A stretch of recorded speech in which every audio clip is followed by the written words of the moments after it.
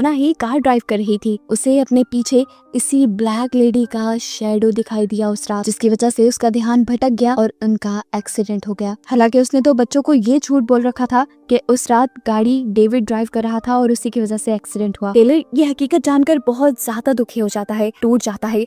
उसके अंदर भी नेगेटिविटी ज्यादा होने लगती है और ऐसे बाहर बैठी हुई लेडी का असर इनके घर पे और ज्यादा होने लग जाता है। और इस दौरान हमें दिखाया गया कि इस लेडी का शैडो बड़ा होता जा रहा था।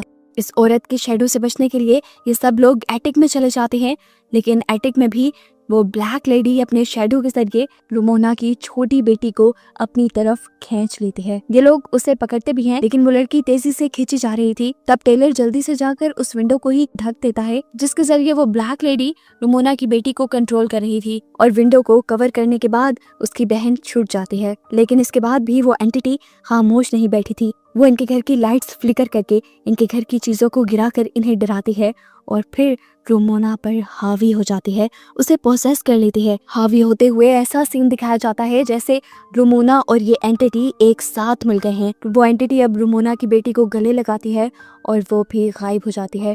टेलर अपनी आंखों से देखता रहा और कंफ्यूज हो गया। वो अकेला ही यहाँ खड़ा रह गया था। उसकी मॉम और बहन को इस एंटिटी ने एकदम से गायब कर दिया था। तभी अचानक पीछे से रुमोना अपना लाइटर लिया है यहाँ पर। अब रुमोना और टेलर दोनों मिलकर रुमोना की बेटी को ढूंढने लग जाते हैं और ऐसा करते हुए रुमोना एक ऐसे कमरे में चली जाती है जो कमरा उसे उसका पास्ट दिखा रहा था, जिसमें उसे डेविड भी नजर आया।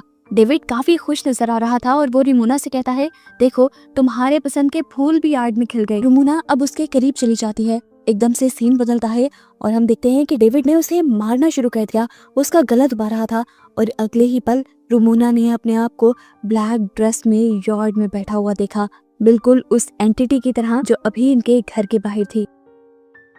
इस टाइम उसके सामने रुमोना का दूसरा वर्जन आया। ये वो सीन बन गया जब रुमोना पहली मर्तबा इस ब्लैक ड्रेस वाली लेडी से बात करने के लिए आई थी। यहाँ इस सीन में ब्लैक ड्रेस में बैठी हुई रुमोना अपने मुंह से वो ब्लैक कपड़ा, ब्लैक वेल हटाने लगती है और उसके सामने वाली रुमोना अजीब से तरीके से कहती है, वो दिन आ गया जिसका तुम्हें इंतजार था।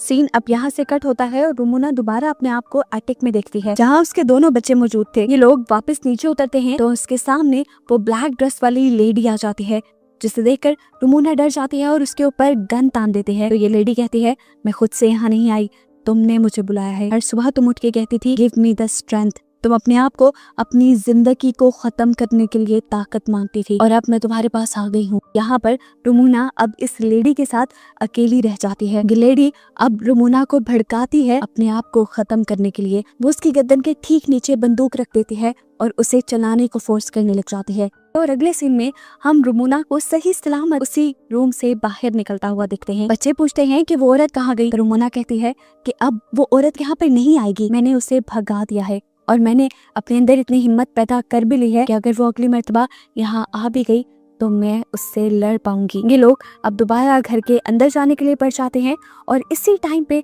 इनके घर की लाइट भी आ जाती है और इनका गुमा हुआ डॉग भी वापस आ जाता है। घर के अंदर जाने पर हमें एक पेंटिंग दिखाई जाती है जो रुमोना ने खुद पेंट की थी और इसी के अंदर वो डार्क लेडी भी थी जिसे हम पूरी मूवी में देखते आए हैं। असल में वो डार्क लेडी रुमोना के डार्क थॉट्स थे, उसकी गलत सोचें थी। उसने अपने अंदर की नेगेटिविटी को इतना बढ़ा लिया था कि उसकी नेगेटिविटी ने एक फिजिकल शक्ल ले ली, एक एंटिटी के रूप में उसके और उसकी फैमिली के सामने आ गई।